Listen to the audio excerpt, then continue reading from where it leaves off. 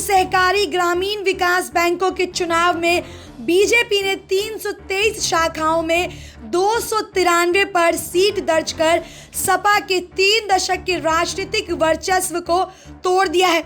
विपक्ष को ग्रामीण बैंकों की सिर्फ 19 सीटें मिली हैं, जबकि 11 सीटों पर चुनाव नहीं हुआ। 1991 से अब तक सहकारिता के क्षेत्र में सपा और खासकर यादव परिवार का एकाधिकार रहा है। यहां तक कि मायावती के दौर में भी सहकारी ग्रामीण विकास बैंक पूरी तरीके से यादव परिवार के कंट्रोल में ही रहा।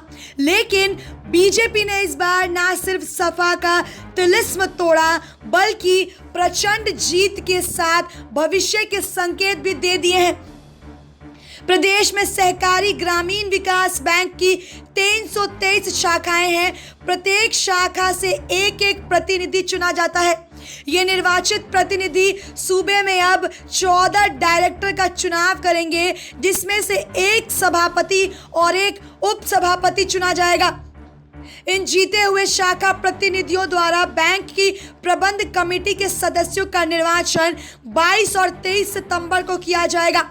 इस चुनाव के बाद अब बैंक के प्रबंध कमेटी पर बीजेपी का कब्जा होगा और 23 सितंबर को बैंक के सभापति, उप सभापति और अन्य समितियों में भेजे जाने वाले प्रतिनिधियों का चुनाव होना है।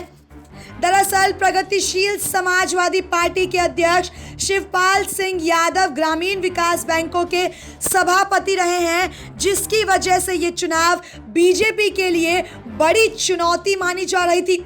हालांकि सरकार और बीजेपी संगठन की व्यूह रचना ने इस बार यादव परिवार को धराशायी कर दिया।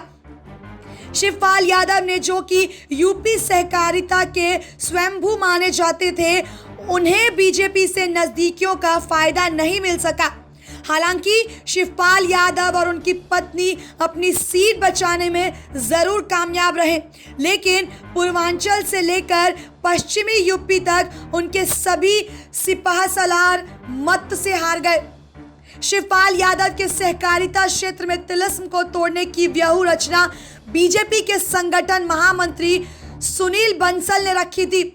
उन्होंने बीजेपी संगठन के जरिए लगातार काम किया और उसी समीकरण के जरिए बीजेपी ने सपा के सियासी किले को पूरी तरह से ढहा दिया।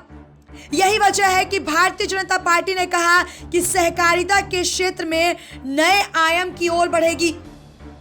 सहकारी ग्रामीण बैंक की स्थानीय प्रबंध समितियों व सामान्य सभा के चुनाव में पश्चिम की 59 में से 55, अवध के 65 में से 63, काशी क्षेत्र के 38 में से 33 और गोरखपुर के 34 में से 30 स्थानों पर बीजेपी ने कब्जा जमाया है।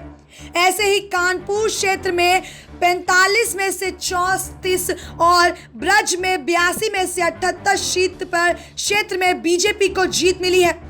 मथुरा के गोवर्धन और निझौल के नामांकन ही नहीं हो सके, जबकि कुशीनगर की पंडरौना, बांदा की बेबेरू, फतेहपुर की बिंदकी खागा, सोनभद्र की रबार्ट संगच व कानपुर की घाटमपुर व चौबेपुर में चुनाव निरस्त हो गए हैं।